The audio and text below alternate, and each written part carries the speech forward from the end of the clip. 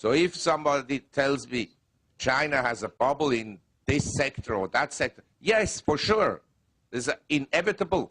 But I prefer to have China's bubble than the bubble in the US, that for sure. In the US, the bubble is a credit bubble, government debt bubble, that will, in my opinion, never be repaid, except in worthless US dollars. And so if you ask me about the correction in the gold market, yeah, for sure, there will be corrections. We already corrected more than 10% from the peak. I think the correction could last somewhat longer. But when I look at Mr. Obama, and that Mr. Bernanke, and that Mr. Tim Geithner, and Larry Summers, the one thing I will never do in my life is to sell my gold. I believe all governments will eventually go bankrupt, except probably in emerging economies. They're in a better shape because they're a smaller part of the total economy, and the economies are not as leveraged as in the Western world. And most importantly, for instance, in the whole of Asia, the governments have not unfunded liabilities for health care like in the US and social security. If people retire in Asia when they're old, the children have to look after them.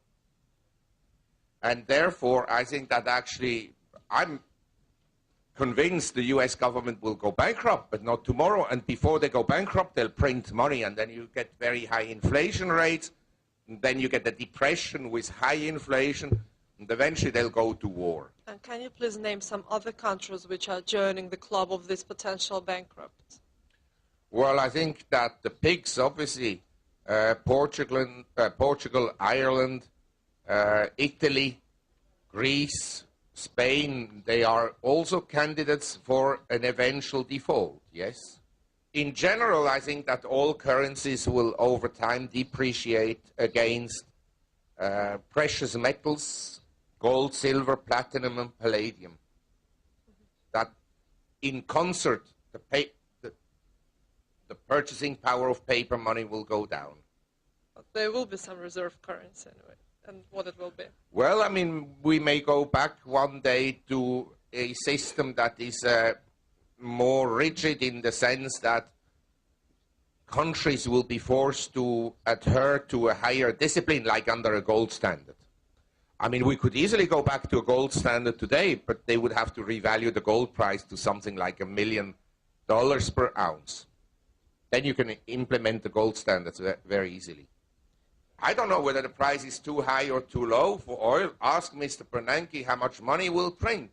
If he prints enough, then the price of oil will be at $700 a barrel. And if he keeps money tight, then the price will go down again somewhat. But I can assure you, since I'm involved in mining, to find a new barrel of oil, the marginal cost of production is essentially $70. So if the price drops much below $50, nobody will go and look for oil. Then compared to those other costs, oil prices are actually rather on the low side. It's much cheaper to buy a gallon of oil than a gallon of Coca-Cola or Perrier water. So I don't know what is too high. Is Coca-Cola too high, or the price of oil too high, or so? But my view is 10 years from now, I think that prices for oil could be much, much higher than now, as well as for other commodities. At what level? Well, again, depends on how much money you print. If you print a lot, then the sky is the limit.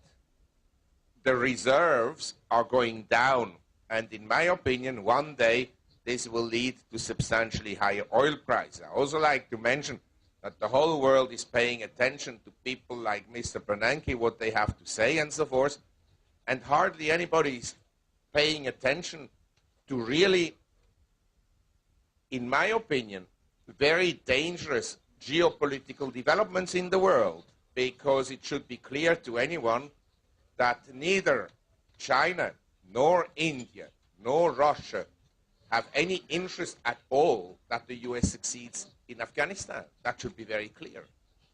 And so this war in Afghanistan will go on and on and on, and eventually it may very well escalate. And when war breaks out, then, I mean, the sky is usually the limit for commodity prices. Great. somewhat unusual note, I think we should stop. Thank you very much.